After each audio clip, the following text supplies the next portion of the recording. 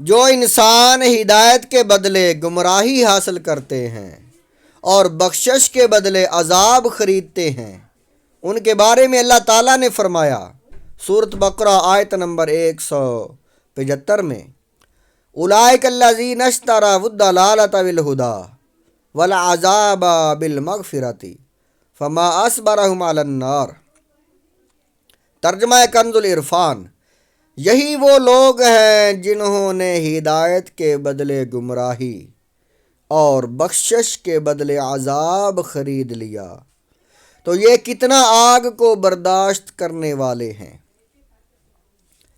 ناظرین سے گزارش ہے، اللہ کے نبی صلی اللہ علیہ وسلم کا فرمان ہے، جو انسان ایک آیت کی تعلیم حاصل کرتا ہے اسے 100 نفل پڑھنے سے زیادہ ثواب ملتا ہے۔ تو آپ سے گزارش ہے ویڈیو کو مکمل دیکھیں تاکہ ہمیں 100 نفل پڑھنے سے زیادہ ثواب ملے۔ الذین اشتروا الضلالۃ بالہدی، جنہوں نے ہدایت کے بدلے گمراہی خرید لی، یعنی جو ہدایت و مغفرت یہ لوگ اختیار کر سکتے تھے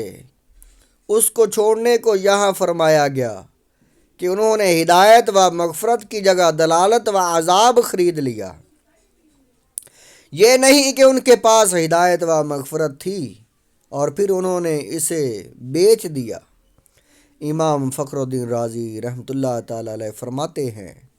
دنیا میں سب سے بہترین چیز ہدایت اور علم ہے، اور سب سے بری چیز گمراہی اور جہالت ہے۔ تو جب یہودی علماء نے دنیا میں ہدایت اور علم کو چھوڑ دیا اور گمراہی و جہالت پر راضی ہو گئے، تو اس بات میں کوئی شک نہ رہا کہ وہ دنیا میں اپنی جانوں کے ساتھ انتہائی خیانت کر رہے ہیں۔ نیز آخرت میں سب سے بہترین چیز مغفرت ہے اور سب سے زیادہ نقصان دہ چیز عذاب ہے۔ تو جب انہوں نے مغفرت کو چھوڑ دیا اور عذاب پر راضی ہو گئے تو بلا شبہ وہ آخرت میں انتہائی نقصان اٹھانے والے ہیں، اور جب ان کا حال یہ ہے تو لا محالہ دنیا و آخرت میں سب سے بڑے خسارے میں یہ لوگ ہیں۔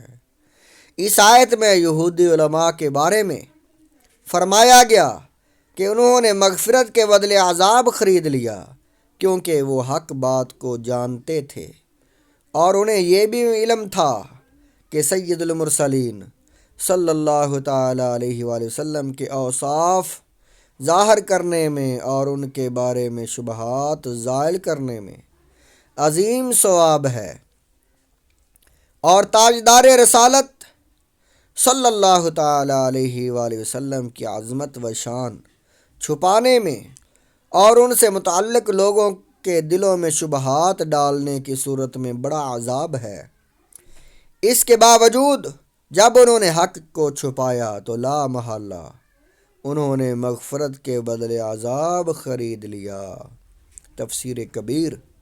اسی آیت کے تحت یہ تفسیر ہے۔